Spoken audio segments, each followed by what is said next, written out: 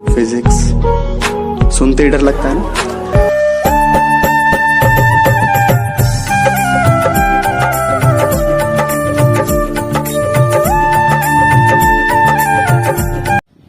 नमस्ते छात्रों, आज हम कक्षा 11 विषय भौतिक विज्ञान में आपका जो रनिंग चैप्टर है सरल रेखा में गति यानी motion in a straight line, उसमें नेक्स्ट टॉपिक की स्टडी करेंगे।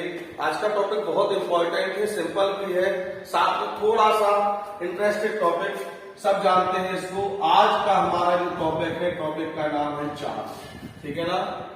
इसको इंग्लिश में हम स्पीड कहते हैं। तो आज हमें चाल के बारे में पढ़ना है। तो सिंपली चाल की परिभाषा सभी लोग जानते हैं, एकांक समय में तय की गई दूरी को ही चाल कहते हैं। क्लियर है ना। तो चाल की क्या डेफिनेशन होगी कि एकांक समय में तय की गई दूरी को चाल कहते हैं। बाकी फॉर्मूला क्या होता, फॉर्मूला चाल इज इक्वल टू दूरी बटे समय। अगर हम दूरी में समय का भाग दे देते हैं तो हमारी चाल निकल आती है। अब इसका मात्रक देखते हैं। तो दूरी का मात्रक हुआ मीटर बटे समय का मात्रक सेकेंड, तो चाल का मात्रक हो जाएगा मीटर प्रति सेकेंड।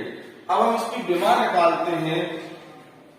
तो इसकी विमा देखो आप, दूरी मतलब लंबाई की विमा होती है एल बटे समय की विमा होती है टी। जब ये टी ऊपर जाएगी तो टी की पावर -1 होनी है, तो ये फाइनली विमा हो जाएगी एल टी -1। एक चीज और नोटिस करें, तो चाल होती है हमारी वो अदिश राशि है। तो चाल हमारी कैसी राशि है, चाल हमारी है अदिश राशि। क्लियर है ना। तो अब चाल के बाद फिर हम देखते हैं चाल के प्रकार। तो चाल के प्रकार आप समझो, सबसे पहले हमें पढ़ना है एक समान चाल।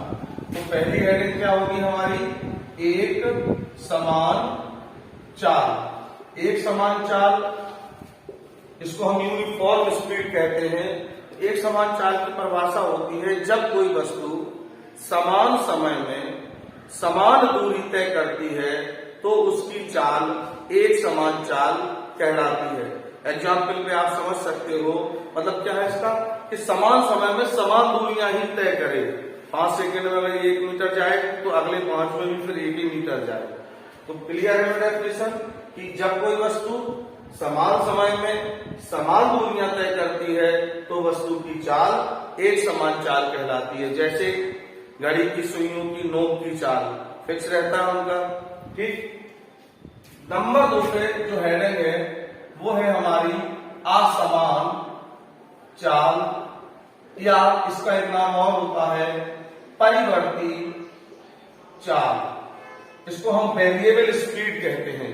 तो इसकी डेफिनेशन क्या होगी, सिंपल है डेफिनेशन कि जब कोई वस्तु समान समय में अलग अलग दूरियां तय करती है तो वस्तु की ऐसी चाल को असमान चाल कहते हैं। और इसके तो बहुत सारे एग्जाम्पल हैं, जैसे हमारी तुम्हारी चाल, वाहनों की चाल। क्योंकि कभी तेज चलेंगे तो कम समय में ज्यादा दूरी तय हो जाएगी, स्लो चलेंगे तो ज्यादा समय लगेगा, दूरी कम हो जाएगी। तो ऐसी चाल क्या कहलाती है, परिवर्ती या असमान चाल। तो डेफिनेशन क्या है इसकी, जब कोई वस्तु समान समय में अलग अलग दूरियां तय करती है तो उसकी चाल को असमान चाल कहते हैं। तो छात्रों अब हम देखते हैं नंबर 3 पे जो हमारी है वो हम उसको कहते हैं तात्क्षणिक चाल या तात्कालिक चाल। तात्क्षणिक चाल या तात्कालिक चाल, इसका मतलब क्या होता है, देखो तात्कालिक या तात्क्षणिक का मतलब होता है एट ए टाइम, यानी किसी विशेष समय पर, वो भी बहुत स्मॉलेस्ट टाइम। मतलब इसका एक जनरल एग्जाम्पल समझ लें, जैसे आप बाइक चला रहे हैं, आपने अपने घर से बाइक उठाई, आप चले, आप किस स्पीड से चले मुझे नहीं पता, आपको कहीं लंबा जाना है, आप आगे के लिए निकल चुके, कहीं आप स्लो भी करेंगे, कहीं तेज भी करेंगे, बट एक चौराहे पे हम खड़े थे, तो जब हम चौराहे पे खड़े थे और आप हमारे सामने से निकले, तो उस समय जब हमने जस्ट वॉच किया आपको बहुत कम टाइम के लिए, तो उस समय आपकी जो चाल थी वो आपकी तात्कालिक या तात्क्षणिक चाल कहलाएगी, जस्ट टाइम पे। बाकी फिर आप आगे जितनी स्पीड से जाएं उससे कोई मतलब नहीं। तो इसकी डेफिनेशन क्या होगी? किसी विशेष क्षण पर, क्षण होता समय, किसी विशेष क्षण पर वस्तु की चाल को तात्कालिक या तात्क्षणिक चाल कहते हैं। क्लियर है ना? ये बहुत छोटे समय के लिए ली जाती है, तो इसमें क्या होता है इसका फॉर्मूला? तात्क्षणिक चाल। तात्क्षणिक चाल का मतलब होता है, इसको भी मान लें चाल को, तो ये होती है लिमिट लग जाती है, बहुत छोटे समय में काम करते हैं। Limit delta T tends to 0, delta S यानी दूरी, डेल्टा टी समय, दूरी बटे समय चाल होती है, लेकिन इसमें टाइम की बाउंडेशन हो जाती है। तो इस एरो को क्या पढ़ते हैं? एरो को पढ़ते हैं टेंड्स टू। इसका मतलब होता है कि ये 0 नहीं है, बट लगभग 0 के बराबर है, यानी बहुत छोटी वैल्यू, जैसे मान लें 0.0000001 सेकेंड, बहुत छोटा होगा ना, तो बट 0 तो नहीं है ना, लास्ट में 1 लगा, तो ये अवकलन का रूप होता है। इसको हम ऐसे भी लिख सकते हैं, v इक्वल टू ds/dt। इस ds/dt को हम अवकलन रूप कहते हैं, ठीक है ना? क्या कहते हैं इसको? अवकलन रूप। क्लियर है ना? अब जो हमारी नेक्स्ट और 4th नंबर की चाल है उसको कहते हैं औसत चाल। ठीक है, सिंपल है कि तो बहुत औसत चाल की है। वस्तु द्वारा तय की गई कुल दूरी और लगे कुल समय के अनुपात को औसत चाल कहते हैं। क्लियर है? फिर से एक बार रिपीट करते हैं। वस्तु द्वारा चली गई कुल दूरी तथा लगे हुए कुल समय को औसत चाल कहते हैं। तो औसत चाल बराबर फॉर्मूला क्या हो जाएगा? औसत चाल बराबर कुल दूरी बटे कुल समय, ये इसका फॉर्मूला है। ठीक है ना? तो छात्रों अब हम देखते हैं एक न्यूमेरिकल क्वेश्चन। न्यूमेरिकल क्वेश्चन हमारा इस प्रकार से है।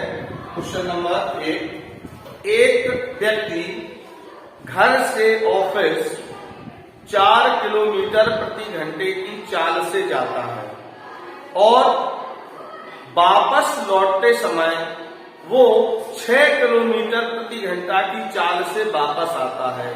तो व्यक्ति की औसत चाल ज्ञात कीजिए। ठीक है ना? अब देखते हैं सॉल्यूशन। इन्होंने कहा कि एक व्यक्ति घर से ऑफिस जाता है। घर से कहां जाता है? वो ऑफिस। तो जब जाता है तो उसकी चाल होती है 4 किलोमीटर प्रति घंटा। जब वो वापस लौटता है तो उसकी चाल होती है 6 किलोमीटर प्रति घंटा। तो उन्होंने ये कहा है कि इसकी औसत चाल क्या होगी। तो 1 मिनट के लिए मैं मान लूं कि घर से ऑफिस तक की दूरी कितनी है? x। क्लियर है ना? तो शुरू करते हैं। अच्छा देखो, जाने में लगा समय, जाने में लगा समय t1, समय बराबर क्या होता है? दूरी बटे 4। तो दूरी बटे 4, तो दूरी कितनी है जाने की? x, और चाल उसकी कितनी है?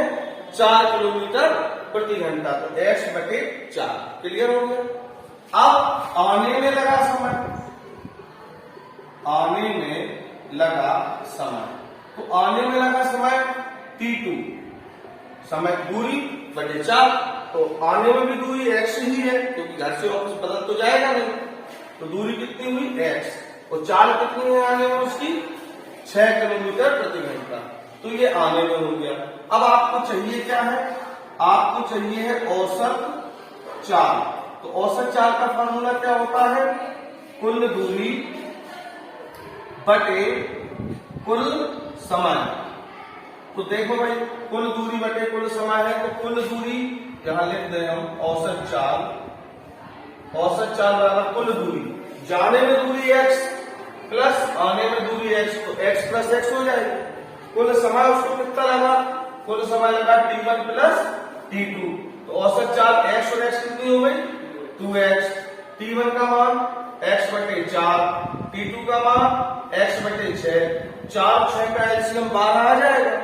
तो 12 तो 4 किया 12 तो ये हो गया 3x प्लस 6 दूनी 12 ये हो गया 2x।